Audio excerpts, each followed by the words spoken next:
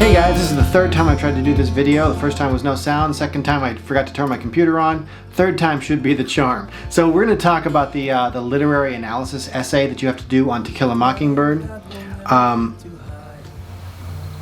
And just get you a sense of where we're going with it. So the whole thing is going to be due on April 20th. And then we've got a series of due dates in between now and then to make sure that you're keeping up with the steps and trying to keep it as simple as possible, so you only have to do one thing at a time. So we haven't done it remotely before. It's kind of a new experience. If you play along and do your best, we should be in pretty good shape. So let's take a look at the assignment right now. To Kill a Mockingbird theme essay, due April 20th. Throughout each piece of literature, there are messages and ideas that the author is trying to convey to his or her readers. These messages and ideas are called themes.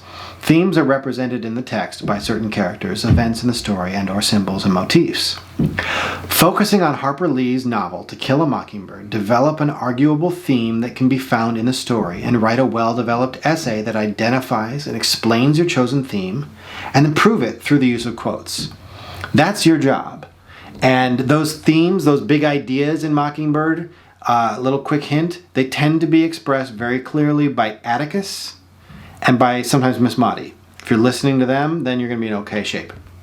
So here's what the essay, the nitty-gritty, the basic details. It's got to be 2 to 3 pages in MLA format. If you need a review of MLA format, we went through all that stuff again on the trial rewrite, so there should be some stuff there. Arguable claim theme statement. We've got a whole chart. Your first part of the assignment is to come up with what your strong claim is, and we will help you with that. And well, we'll check it and see, make sure that you've got one that makes sense. And if you need help, we'll give it to you. But I think if you watch this video and you kind of like plan it out, you should be okay. Each paragraph begins with a well-written topic sentence and ends with a well-written concluding sentence. Transitions are used between ideas. 3 to 4 quotes integrated into the body paragraphs that are properly cited according to MLA and support your claim statement. So what you're going to do this whole paper is you've got first this section, which is due on April 2nd. That's coming up with your theme. And then due on April 8th is this part where you come up with all your evidence. These are your quotes, and then the scene that the quote fits into, and then explanation of how that quote and scene proves your point. And then due on the 14th is a full outline of the essay. This is a sample with only 2 body paragraphs instead of 3 because I didn't feel like writing a third one just for a sample. You can repeat the process. And then you fill in your stuff. It's got all the details, hook and all that. And then the full essay is due on April 20th, and this is giving some advice on how to build a quote into an essay so that it's not a quote bomb or a drive-by quoting. All right, so let's take a look at the very first thing. This is the part that you're going to be working on for the next day or two. So here on the left side is an example if you were going to try and come up with a theme of Romeo and Juliet. So you start off with a topic, which is a one-word kind of idea. Like, hey, there seems to be a lot of love in Romeo and Juliet, so love is my topic.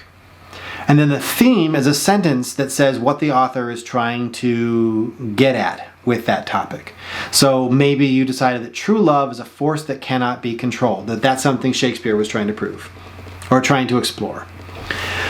Then your final part is the claim. This is the actual sentence that would go at the end of your introduction in your essay. So it takes that theme and then builds it into a longer sentence that clarifies the point of your essay. So in my intro, I would probably write something like, although many may blame Romeo and Juliet for their own tragic ends, it is clear from the first lines of the play that true love is a force that cannot be controlled.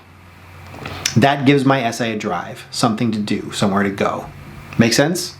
You can't answer, but hopefully it does. So then your job now is to do this for To Kill a Mockingbird. What's the big idea in that? So you fill in this part. First is to pick one of these big 4 ideas, and all you have to do is just highlight it. So let's say we wanted to do prejudice. We're like, yeah, there's a lot of prejudice in there. I'm just going to put a highlighter on there. So I dragged over it, and then I clicked on the little highlight button there, and I picked a color, make it a nice bright yellow.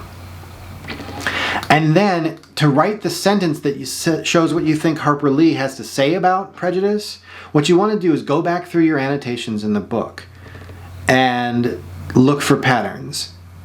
what does prejudice do? Or what causes prejudice? Or the very simplest, why is prejudice bad? Something like that. Do not get online help. You can ask me, you can ask Mr. Frasick for ideas, or bounce some ideas off, but you cannot, please don't go to eNotes, don't go to SparkNotes, don't go to any of those kind of things, don't Google what does Harper Lee have to say about prejudice in To Kill a Mockingbird, because these are all thoughts that have been had for, the last 50 years. And I'm not interested in what other people have to say. I know what they have to say. I've already read that stuff. What I want is for you to think about it and give me some answers based on the book. If they're not great, that's fine. Maybe it's a new process for you. But I do want it to be your own thoughts. So it's just you and the book and us, okay? So you're looking for those patterns with prejudice. Look for what they have to say about it. And I will give you one hint. If you're watching the video, you're going to be ahead of everybody else. I will give you some questions to ask. And then the theme is the answer that you think Harper Lee had to those questions. For instance, innocence. Maybe innocence is your topic. How should we treat innocent people? Prejudice. Questions to ask for prejudice. What causes prejudice? How does prejudice affect people? Why is prejudice bad? One of those 3 questions will yield you a theme statement if you come up with the answer. Courage. What is true courage? Atticus tells you. Empathy. Why should we have empathy? What does empathy give us? How does empathy make your life easier? Again, Atticus tells you. Okay, so you come up with the answer based on those and you fill it in here. And then your claim is where you say, one key idea in To Kill a Mockingbird is this, or something like that. You just fill in your blank for your essay, okay?